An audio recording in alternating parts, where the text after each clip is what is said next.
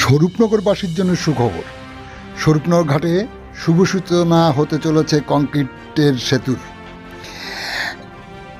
এখন শুনুন বিস্তারিত। 10টি গ্রাম পঞ্চায়েতকে সাথে নিয়ে স্বরূপনগর ব্লক প্রশাসন। এই ব্লকের বুক চিরে প্রবাহিত হয়েছে ইছামতি নদী। নদীর একপারে 3টি গ্রাম পঞ্চায়েত, অন্যদিকে 7টি গ্রাম পঞ্চায়েত। সব মিলিয়ে এই 10টি গ্রাম পঞ্চায়েত নিয়ে স্বরূপনগর ব্লক প্রশাসন, যার সদর স্বরূপনগরেই। স্বাভাবিকভাবেই ইছামতির পশ্চিম পাড়ে 3টি পঞ্চায়েত, তেপুল মির্জাপুর, সগুনা ও চারঘাট। এই 3টি গ্রাম পঞ্চায়েতের 50,000-এর অধিক মানুষ তাদের নিত্য প্রয়োজনে ব্লক সদরে আসতে হয়। আর তার যোগাযোগের একমাত্র পথ ছিল এতদিন ধরে এই ইছামতির উপর বাঁশের সেতু। দীর্ঘদিন ধরে স্বরূপনগরবাসী তেঁতুলিয়া কংক্রিটের ব্রিজের একটি বিকল্প সেতু চাইছিল। বহুবার প্রতিশ্রুতি মিললেও তা বাস্তব সমাধান হয়নি।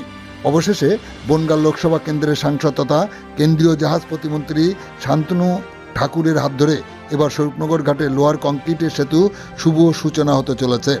ইতিমধ্যে অনেকটা কাজ শেষের পথে এই সেতুর শুভ সূচনার পর ওপারের ঢিলছোড়া দূরত্বের মানুষ এতদিন এই বাঁশের সেতুর উপর দিয়ে ব্লক সদরে আসতে হতো, নয়তো 30 কিলোমিটার ঘুরে সারাপুর গ্রামীণ হাসপাতাল কিংবা স্বরূপনগর থানার প্রান্তে উপস্থিত হতে হতো তার বিভিন্ন প্রয়োজনে। সেই ভোগান্তির অবসান হতে চলেছে এবার শান্তনু ঠাকুরের হাত ধরেই। যে কর্মকাণ্ড শুধু সময়ের অপেক্ষা। আপনারা দেখছেন সেই সময়কার বিশেষ মুহূর্তের ধারণকৃত ভিডিও চিত্র আজকের স্বরূপনগর পত্রিকার অনলাইনে। আমাদের সাথে থাকুন, দেখতে থাকুন।